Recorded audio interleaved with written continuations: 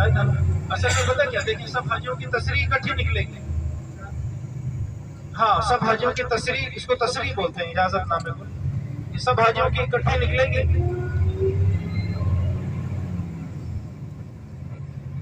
سب حاجیوں کی تصریح جو ہے وہ اکٹھی نکلے گی، اعلان کر کے آپ کو ٹائم بتایا جائے گا اس کے مطابق، کیونکہ سب اس میں ٹائم لگتا ہے نا.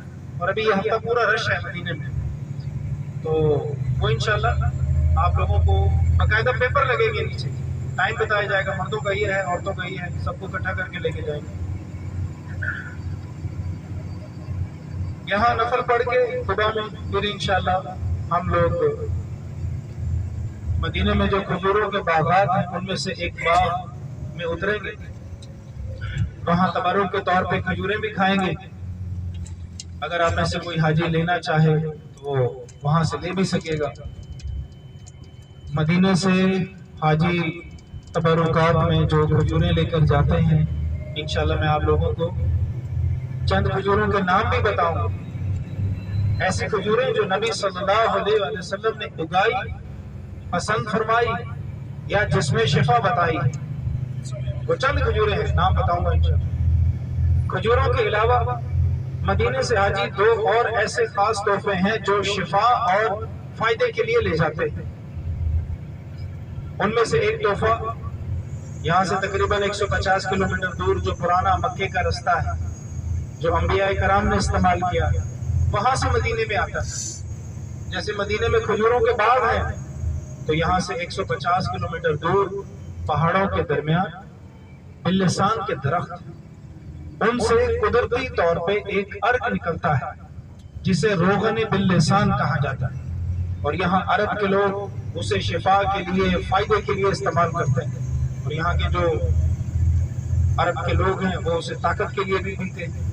اور یہاں کے جو طبیب اور حکیم ہیں وہ اس کے بارے میں بتاتے ہیں کہ اس میں 70 بیماریوں کے لیے شفا ہے. تو وہاں کے جو مقامی بدو لوگ ہیں وہ اس کو پہاڑوں سے نکال کے مدینے میں لاتے ہیں، پھر فروخت کرتے ہیں. پھر جتنے گائیڈ کرنے والے ہیں وہ ان سے خرید لیتے ہیں. حاجیوں کو اس کے بارے میں تعریف بتا کے اعلان کرتے ہیں، مناسب ہدیہ بتا کے دے دیتے ہیں.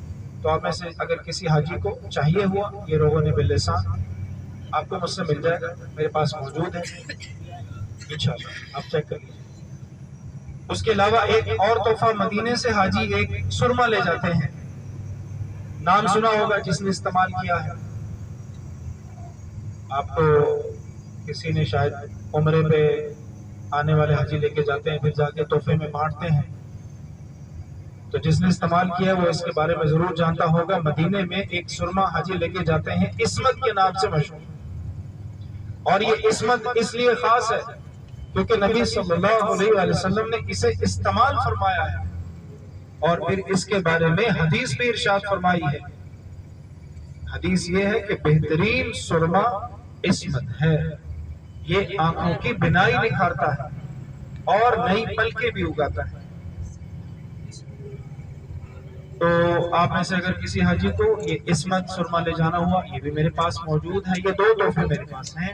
انشاءاللہ جب آپ نفل پڑھ کے آئیں گے آپ کو اس کی تعریف، اس کا استعمال، اس کا یہ سامنے مسجد کوبہ آ گئی ہے. جس حاجی کو لے جانا ہوا